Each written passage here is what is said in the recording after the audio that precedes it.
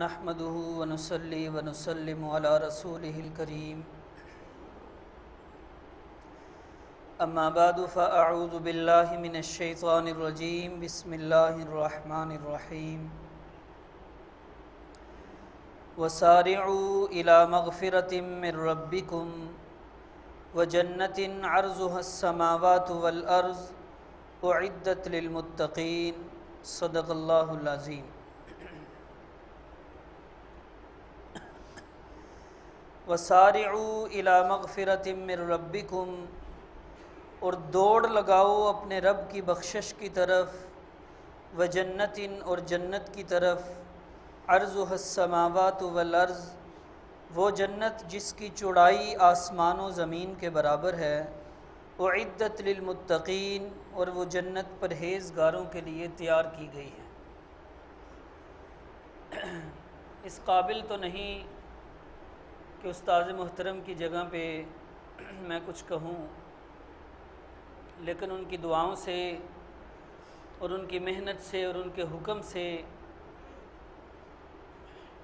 اللہ رب العزت کی رحمت اور توفیق سے آپ کے سامنے بیٹھا ہوں، انہی کا پڑھایا ہوا سبق دہرا رہا ہوں۔ اللہ رب العزت حق سچ کہنے کی توفیق عطا فرمائے اور اس کے بعد عمل پیرا ہونے کی توفیق عطا فرمائے۔ اللہ رب العزت نے قرآن مجید میں ارشاد فرمایا، فَمَنْ زُحْزِحَ عَنِ النَّارِ وَأُدْخِلَ الْجَنَّةَ فَقَدْ فَازَ وَمَا الْحَيَاةُ الدُّنْيَا إِلَّا مَتَاعُ الْغُرُورِ۔ جس آدمی کو جہنم کی آگ سے بچا لیا گیا اور جنت میں داخل کر دیا گیا، فقد فاز، اصل وہ کامیاب ہے۔ دنیا کی کامیابی عارضی اور فانی کامیابی ہے، اصل کامیابی آخرت کی کامیابی ہے۔ تلاوت کردہ آیت میں اللہ رب العزت نے ارشاد فرمایا، سورہ آل عمران کی 133 نمبر آیت ہے، فرمایا سارعوا الی مغفرۃ من ربکم، اپنے رب کی مغفرت اور بخشش کی طرف دوڑ لگاؤ، جلدی کرو اپنے رب کی بخشش کی طرف۔ کیا مطلب؟ اللہ سے معافیاں مانگو، توبہ کرو، بخشش اللہ کی مغفرت طلب کرو۔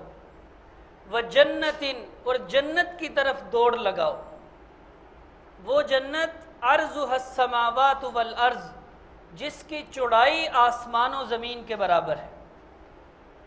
اور ہر چیز کی، اکثر چیزوں کی چوڑائی تھوڑی ہوتی ہے اور لمبائی زیادہ ہوتی ہے، اور یہ بھی جو فرمایا گیا کہ جنت کی چوڑائی آسمان و زمین کے برابر ہے، یہ صرف ہمارے ذہنوں کے مطابق ہمیں سمجھانے کے لیے، وگرنہ حدیث پاک میں آتا ہے آخری جنتی کو زمین و آسمان سے 10 گنا زیادہ جنت دی جائے گی، آخری جنتی کو۔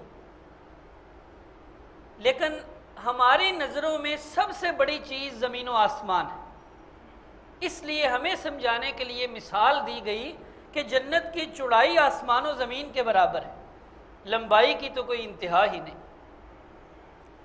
جنت کی طرف دوڑ لگاؤ، کیا مطلب؟ جنت میں لے جانے والے اعمال کرو، ایسے اعمال کرو کہ تمہیں وہ جنت میں لے جائیں۔ کون سے اعمال ہیں کہ جن کی وجہ سے بندہ جنت میں جا سکتا ہے؟ سب سے پہلے تو اعمال سے پہلے ایمان ہے، جو بنیادی چیز ہے جس میں عقائد ہیں، خاص طور پر عقیدہ توحید، عقیدہ رسالت اور عقیدہ قیامت اور آخرت، یہ 3 عقیدے جو بنیادی چیز ہیں۔ نبی محترم صلی اللہ علیہ وسلم نے ارشاد فرمایا، من جاء یعبد اللہ لا یشرک بہ شیئا ویقیم الصلاۃ ویؤتی الزکاۃ ویصوم رمضان ویجتنب الکبائر فإن لہ الجنہ۔ جو بندہ کل قیامت کے دن اس حال میں آیا کہ وہ صرف اللہ کی عبادت کرتا تھا، لا یشرک بہ شیئا، اللہ کے ساتھ کسی ہستی کو، کسی چیز کو نہ ذات میں نہ صفات میں کسی حالت میں شریک نہیں ٹھہراتا تھا، اور نماز قائم کرتا رہا، زکوٰۃ ادا کرتا رہا، اور ماہ رمضان کے روزے رکھتا رہا، وَيَجْتَنِبُ الْكَبَائِرَ، کبیرہ گناہوں سے بچتا رہا، فَإِنَّ لَهُ الْجَنَّةِ، اس کے لیے جنت کا اعلان کر دیا جائے گا۔ اس میں خاص طور پر جو پہلی چیز بیان کی گئی یعبد اللہ لا یشرک بہ شیئا، کہ عبادت کے لائق صرف اور صرف اللہ کی ذات ہے۔ عبادت کہتے ہیں کہ کوئی بھی قول، کوئی بھی فعل، کوئی بھی عمل کسی ذات کو راضی اور خوش کرنے کے لیے کرنا، کسی بھی ذات کے بارے میں دو عقیدے رکھ کر اس کو خوش اور راضی کرنے کے لیے کوئی قول و فعل اور عمل کرنا، یہ قول و فعل اور عمل اس ذات کی عبادت کہلاتا ہے۔ پہلا عقیدہ کہ وہ ذات ہر حال میں ہر وقت میری ہر حالت سے باخبر ہے، میری ہر بات کو ہر وقت سن رہی ہے۔ اور دوسرا عقیدہ اس ذات کے بارے میں یہ رکھا جائے کہ وہ میرے نفع اور نقصان کی مالک ذات ہے۔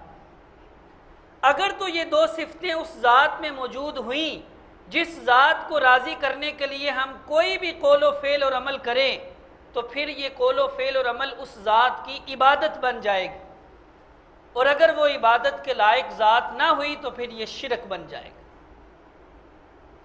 تو جو اللہ کی عبادت کے صرف اور صرف اللہ کی عبادت کرتا رہا، اللہ کے ساتھ کسی کو شریک نہ ٹھہراتا رہا، اس کے لیے جنت کا اعلان کیا جائے گا۔ اور ایک حدیث میں نبی پاک صلی اللہ علیہ وسلم نے ارشاد فرمایا، من شہد اللہ الہ الا اللہ مخلصا من قلبہ دخل الجنہ، جس نے اس بات کی گواہی دی کہ عبادتوں کے لائق، سجدے اور رکوع کے لائق، نظر و نیاز کے لائق، منت منوتی اور پھیرے اور طواف کے لائق، نفع نقصان کی مالک ذات صرف اور صرف اللہ کی ذات ہے، مخلصا من قلبہ، صرف زبان سے نہیں، صرف کلمے کے الفاظ نہیں، دل میں یہ عقیدہ ہو، دخل الجنہ، اس کو جنت میں داخل کر دیا جائے گا۔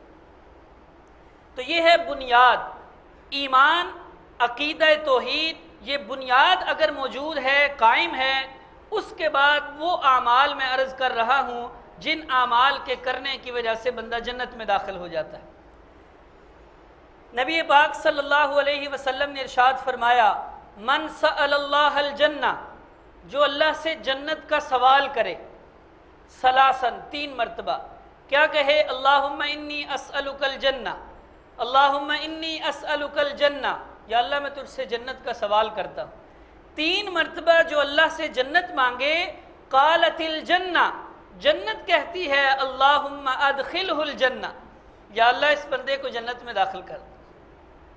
ومن استجار من النار ثلاثاً، اور جو بندہ 3 مرتبہ جہنم سے پناہ مانگے، کیا کہے؟ اللہم اجرنی من النار، اللہم اجرنی من النار، اللہم اجرنی من النار، قالت النار، جہنم کہتی ہے اللہم اجرہ من النار، یا اللہ اس کو جہنم سے بچا۔ نبی محترم صلی اللہ علیہ وسلم نے ایک حدیث میں ارشاد فرمایا، ما من مسلم یتوضا فیحسن وضوءہ ثم یقوم فیصلی رکعتین مقبل علیہما بقلبہ ووجہہ الا وجبت لہ الجنہ، جو بندہ اچھے طریقے سے وضو کرے، وضو کے بعد کھڑے ہو کر 2 رکعت نماز ادا کرے اخلاص کے ساتھ اللہ کی رضا کے لیے، فرمایا وجبت لہ الجنہ، جس کو کہتے ہیں تحیۃ الوضو، وضو کے 2 نفل پڑھنے والے پر جنت واجب۔ اور ایک حدیث میں نبی پاک صلی اللہ علیہ وسلم نے ارشاد فرمایا، من بنا مسجدا یبتغی بہ وجہ اللہ بنى اللہ لہ بیتا فی الجنہ، جو مسجد بناتا ہے اللہ کی رضا تلاش کرنے کے لیے، اللہ جنت میں اس کا گھر بناتا ہے۔ اور مسجد بنانے سے مراد یہ نہیں کہ پوری مسجد ایک ہی بندہ بنائے۔ ایک حدیث میں تو نبی پاک نے ارشاد فرمایا صلی اللہ علیہ وسلم کہ چڑیا کے گھونسلے کے برابر بھی اگر کسی نے مسجد بنائی، اللہ اس کے لیے بھی جنت میں گھر بنائے گا۔ کیا مطلب؟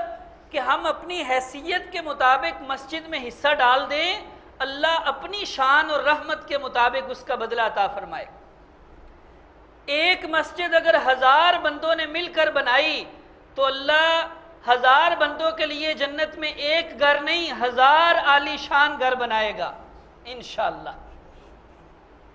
اور نبی پاک صلی اللہ علیہ وسلم نے ارشاد فرمایا من غدا الی المسجد او راحا اعد اللہ له نزله من الجنت کلما غدا او راحا، جو بندہ صبح کے وقت مسجد میں آئے یا شام کے وقت مسجد میں آئے، کل قیامت کے دن اللہ جنت میں اس بندے کے لیے اتنی مرتبہ مہمان نوازی تیار کرے گا جتنی مرتبہ یہ مسجد میں آیا تھا، کیونکہ اللہ کے گھر میں آئے، کسی کے گھر میں جائیں اس کا حق بنتا ہے کہ وہ مہمان نوازی کرے، تو اللہ فرماتے ہیں جتنی مرتبہ یہ بندہ مسجد میں آیا اتنی مرتبہ میں جنت میں اس کی مہمان نوازی کروں۔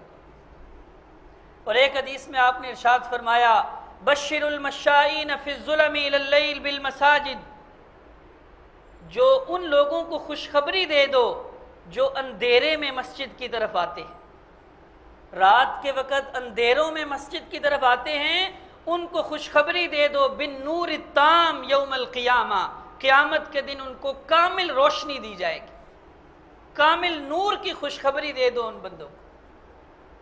اور ایک حدیث میں نبی پاک صلی اللہ علیہ وسلم نے فرمایا من صلی فی یوم ولیلۃ 12 رکعۃ بنی لہ بیت فی الجنہ، جو بندہ 24 گھنٹوں میں 12 رکعت سنت مؤکدہ ادا کرتا ہے اس کے لیے جنت میں عالی شان گھر بنا دیا جاتا ہے۔ اربعا قبل الظہر، 4 رکعت ظہر سے پہلے، ورکعتین بعدہا، 2 رکعت ظہر کے بعد، ورکعتین بعد المغرب، 2 مغرب کے بعد، ورکعتین بعد العشاء، 2 عشاء کے بعد، ورکعتین قبل صلاۃ الغداۃ، اور 2 رکعت فجر سے پہلے۔ 12 رکعت سنت مؤکدہ جن کو کہا جاتا ہے۔ سنت مؤکدہ پڑھنے پر اتنی بڑی خوشخبری، فرض پڑھنے پر کتنا اجر و ثواب ملنے والا ہے۔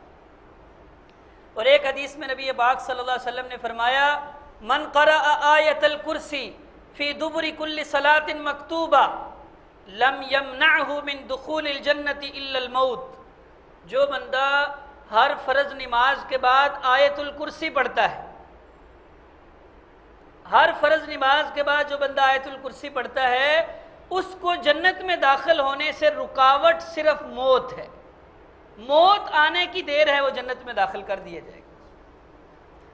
اور آپ علیہ السلام نے ارشاد فرمایا اضمنوا لی ستا من انفسکم اضمن لکم الجنہ، 6 چیزوں کی مجھے ضمانت دے دو میں تمہیں جنت کی ضمانت دیتا ہوں۔ اصدقوا اذا حدثتم، جب بھی بولو سچ بولو، وأوفوا اذا وعدتم، جب بھی وعدہ کرو پورا کرو، وأدوا اذا اؤتمنتم، جب بھی تمہارے پاس امانت رکھی جائے اس کو ادا کرو، خیانت نہ کرو، واحفظوا فروجکم، شرمگاہوں کی حفاظت کرو، وغضوا ابصارکم، اپنی آنکھوں کو نیچے رکھو، نظریں نیچی رکھو، وکفوا ایدیکم، اپنے ہاتھوں کو ظلم اور زیادتیاں کرنے سے روک کے رکھو۔ 6 چیزوں کی ضمانت دے دو، جنت کی ضمانت نبی پاک صلی اللہ علیہ وسلم دے رہے، اور اس ضمانت میں شک نہیں ہو سکتا۔ اور ایک حدیث میں نبی پاک صلی اللہ علیہ وسلم نے ارشاد فرمایا من فارق الروح الجسد وهو بریء من الثلاث، جس بندے کی روح اس حالت میں نکلی کہ وہ 3 چیزوں سے بری تھا،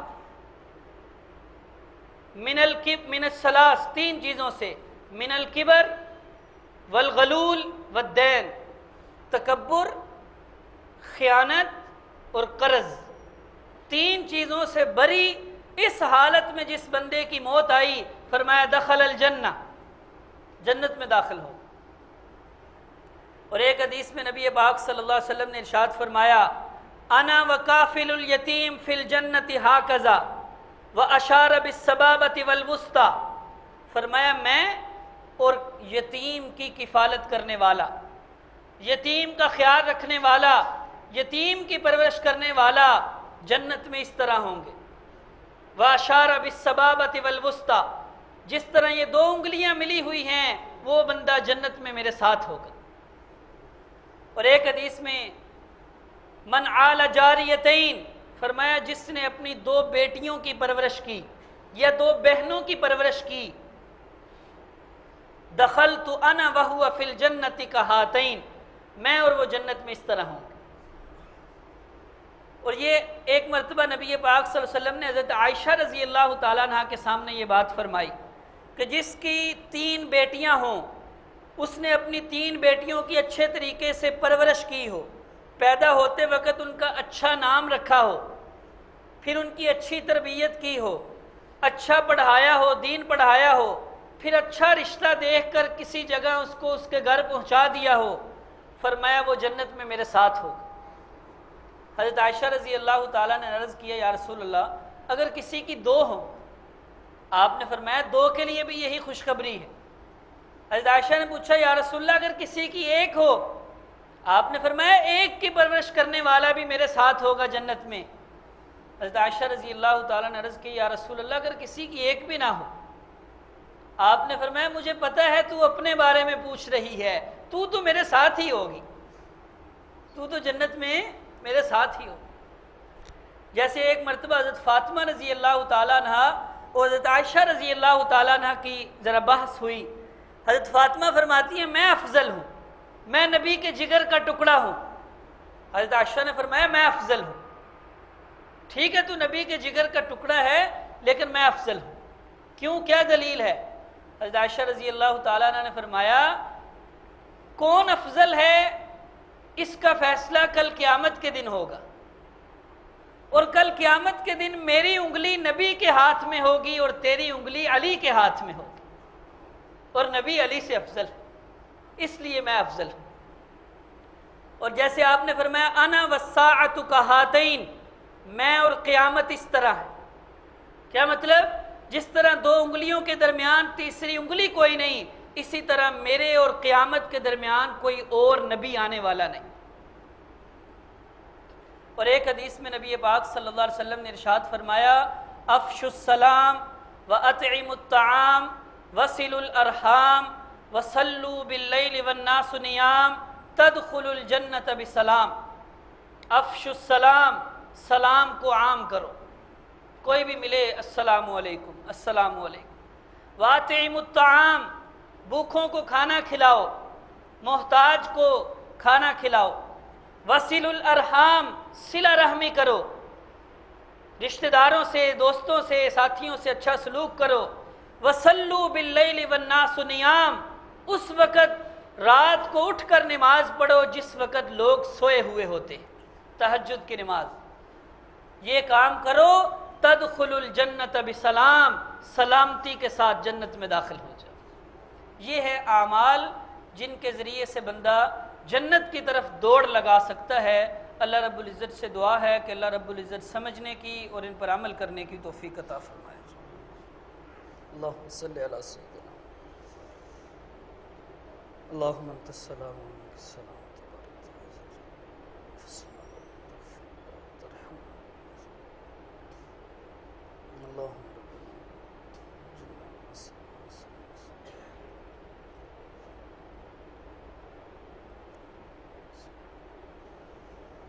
صلی اللہ تعالی علی خیر خلقہ محمد و علیہ وسلم۔